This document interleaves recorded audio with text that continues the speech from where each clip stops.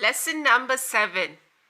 Energy flow in an ecosystem is a community of living organisms interacting with each other and their living, non-living environment. Types of ecosystems are grassland ecosystem, marine ecosystem, desert ecosystem, forest ecosystem, etc. Plants, animal, and microorganisms are biotic factors of ecosystem, while all non-living things like the sun, rocks, soil, air are abiotic factors of ecosystem. Students, we have already learnt the classification of living organisms according to the mode of nutrition into producers, consumers, and saprophytes and decomposers. Now, we shall learn about food chain and food web. Interactions go on continuously between producers, consumers, and saprophytes.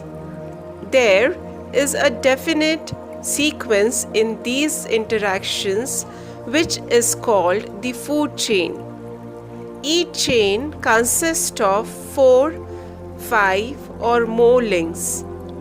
An ecosystem consists of many food chains that are interconnected at various levels. Thus, a food web is formed. An organism may be the prey for many other organisms.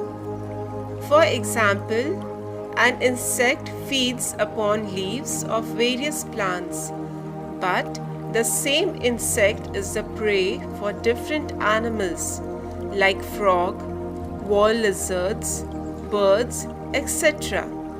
If this is to be shown in figure, it will form an intricate web instead of linear food chain. Such an intricate network is called a food web. Generally, food webs are found everywhere in nature. Each level in the food chain is called a trophic level. A trophic level is the step at which the organism obtains its food in the chain. The amount of matter and energy gradually decreases for producers. At a lowest level to top, consumers at the highest level. There are different levels of energy exchange in the food chain. The initial quantity of energy goes on decreasing at every level of energy exchange. Similarly, the number of organisms also decreases from the lowest level to the highest level. This pattern of energy exchange in an ecosystem is called a pyramid of energy. Well, students, after the death of epic consumers, the energy becomes available to the decomposers. Fungi and other microorganisms decompose the bodies of dead animals. They are called decomposers. In the process of obtaining food from the remains of organisms, the decomposers convert them into simple carbon compounds. These substances easily mix with air, water, and soil, from where they are again absorbed by plants and incorporated into the food chain. The sun is the most important source of energy in an ecosystem.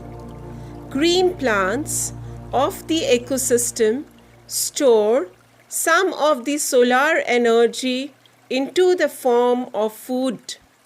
Before reaching the decomposers, this energy is passed on from one tropic level to the next. Decomposers dissipate some amount of energy in the form of heat. However, no part of energy ever returns to the sun. Hence, such passage of energy is referred to as one-way transport. Biogeochemical cycle. Though the energy flow in an ecosystem is one way, the flow of nutrients is cyclical. All organisms need nutrients for their growth.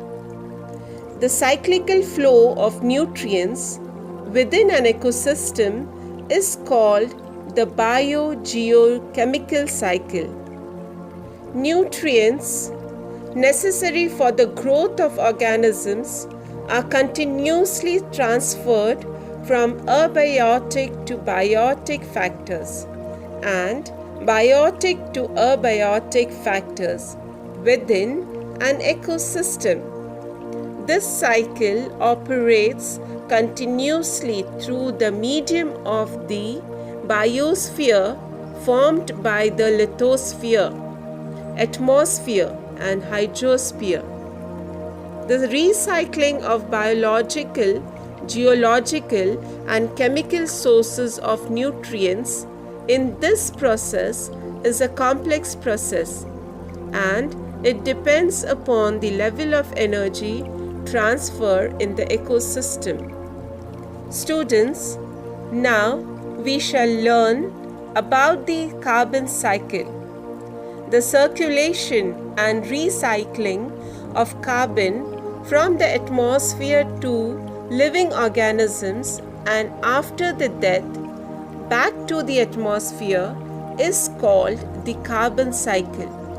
Abiotic carbon atoms are circulated and recycled into biotic form mainly through photosynthesis and respiration.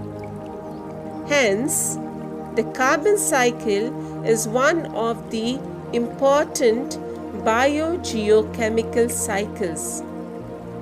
Plants convert carbon dioxide into carbohydrates by the process of photosynthesis. Similarly, they produce carbon compounds like proteins and fats too. Herbivorous feed upon plants. Carnivorous feed upon herbivorous. In this way, biotic carbon is transported from plants to herbivorous, from herbivorous to carnivorous, and from carnivorous to epic consumers. Students, now we will understand main process in the carbon cycle with the help of chemical reaction. Main processes in the carbon cycle: 6CO2 plus 12H2O in presence of sunlight and chlorophyll gives rise to C6H12O6 plus 6H2O plus 6O2. C6H12O6 plus 6O2 in presence of mitochondria gives rise to 6CO2 plus 6H2O plus energy. Eventually, after death, all types of consumer are decomposed by decomposers like bacteria and fungi, and carbon dioxide is released again into the atmosphere and is used again by living organism. In this way, carbon is continuously passed on from one living organism to another. After the death of living organisms, carbon goes to the atmosphere and is again taken up by living organisms. Students, I hope you have understood the carbon cycle. Now, further we shall move on to the oxygen cycle. Oxygen forms 21% of the atmosphere. It is also present in the hydrosphere and lithosphere. Circulation and recycling of oxygen within the biosphere is called the oxygen cycle. This cycle too includes both the biotic and abiotic components. Oxygen is continuously produced as well as up in the atmosphere. Oxygen is highly reactive and it readily reacts with other elements and compounds. As oxygen is found in various forms like molecular oxygen O2, water H2O, carbon dioxide CO2, inorganic compounds, etc. The oxygen cycle of the biosphere is extremely complex. Oxygen is released in the process of photosynthesis, whereas it is used in processes like respiration, combustion, decomposition, corrosion, rusting, etc. Now, we shall move on to the third cycle, that is the nitrogen cycle. Nitrogen forms 78%, that is the maximum portion of the atmosphere.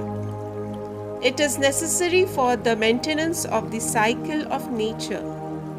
The circulation and recycling of nitrogen gas into the form of different compounds through various biotic and abiotic processes in nature is called the nitrogen cycle. Students, all organisms participate in the nitrogen cycle. It is an important component of proteins and nucleic acids.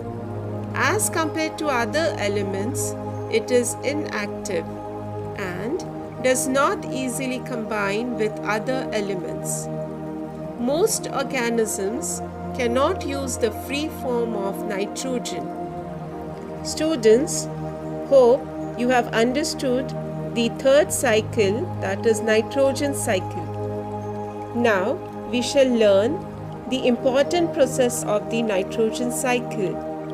Number 1, nitrogen fixation. Conversion of nitrogen into nitrates and nitrates through atmospheric, industrial and biological processes. Second, ammonification. Release of ammonia through decomposition of dead bodies and excretory waste of organisms. Third process, nitrification. Conversion of ammonia into a nitrate and then nitrate. Fourth process, denitrification. Conversion of nitrogen compounds into gaseous nitrogen.